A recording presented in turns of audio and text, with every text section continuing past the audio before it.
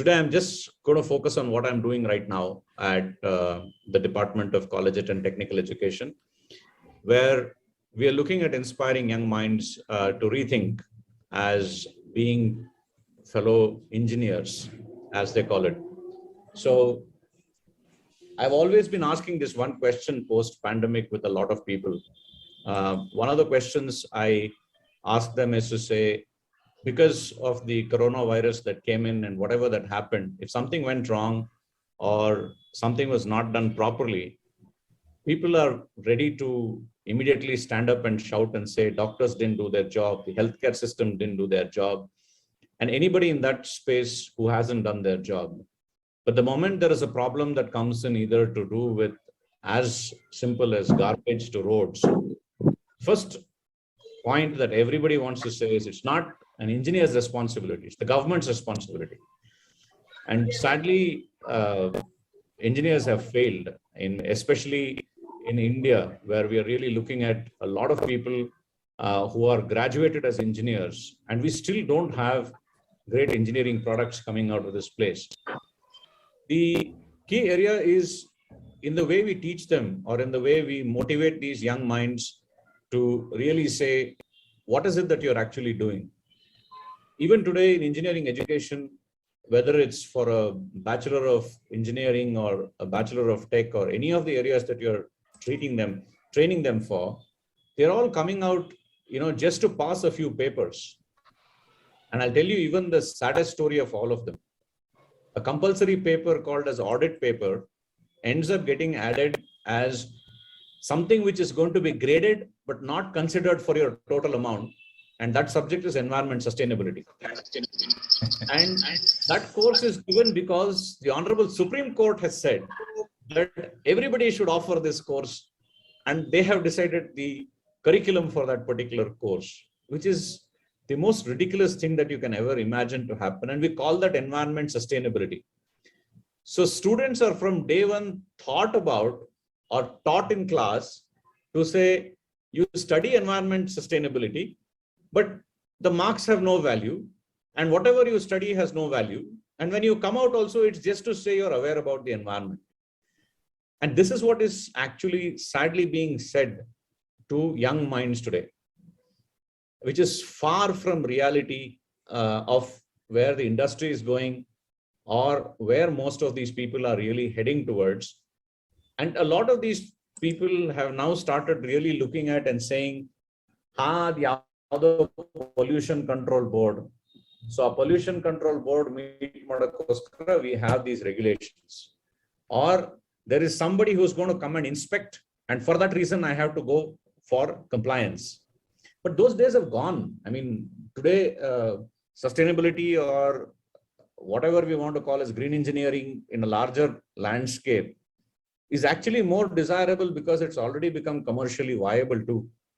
So it's no longer a part to say, I'm doing this because I have to get a pollution control certification, or it is largely now being part of value engineering itself as a process where the total cost of projects are coming down, sustainability of projects is improving, people will be able to live for longer and ensure they have water energy available to them over a period of time and are more confident that irrespective of governments coming and going, they still will not have problems with either energy or water. So these are some of the areas which are actually happening outside, but in reality, in the academic world, young minds are not actually told about it or not even taught about it. If you take out any engineering curriculum across India, you will find there is no value engineering subject also. And the reason why that is because nobody knows how to teach value engineering. But if you go to any company today and say that I'm really doing a project report, I'm trying to submit this to them, the client invariably asks them to do value engineering to see that this is what it is. And where is the biggest component of value engineering coming from? Is basically from green technologies, because they help them to really bring down costs as well and also provide it with long-term sustainability as well, both from a business point of view as well as from the environment point of view. That is one major area where there is no translation from what is happening outside to what is happening in the academic world. The second and the more scarier part of it is that even today, green is taught in class. It's like I said, in the environment sustainability course, you're doing it because it's an audit course and it's compulsory course because the Supreme Court says so, not because it is important that students have to understand and appreciate that the environment is a challenge. We got to find solutions for it and also make sure that we are responsible for it. But instead of that, it's just taught as a piece of paper that you have to take an examination for, and you can write stories and get away with it. But even if I don't get away with it, it's okay, it's fine. That is the kind of mindset that we're creating in these people. So these are the two important dangers that we need to really start addressing it very, very quickly. One is getting them ready for the real world, and two, telling them that environment is not something that you learn in classrooms. So what is it that we should really look at and understand and appreciate for most of these people is where we have a lot of challenges that we have to look at working on. As far as the curriculum is concerned, and what we are working on at the diploma stage is to try and see how we can ensure students understand what is a built environment which is sustainable, and seeing what do we call by net zero. You want to say carbon neutral, but what is carbon neutral? Do you even understand what is carbon neutral? Why is it that it's so important? Is climate change a fad or not is not something we want to get and discuss and debate in this process, but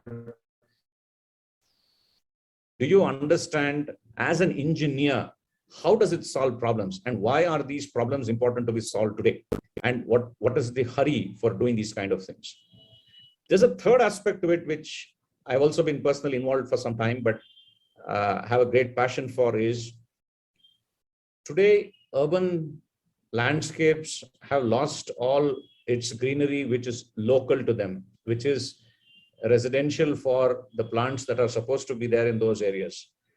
A lot of these places have been taken over by exotic plants as well as flora and fauna that have come into it, which also is another danger that we have to really see, that existing native plants are vanishing very, very quickly, and which is also bringing a lot of demographic changes as well.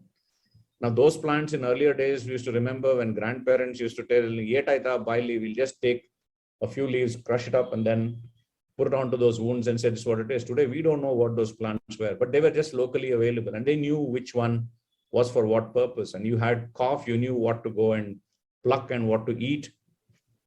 But today, many of these native plants, which are very specific to the spaces where you're living, are also vanishing very, very quickly.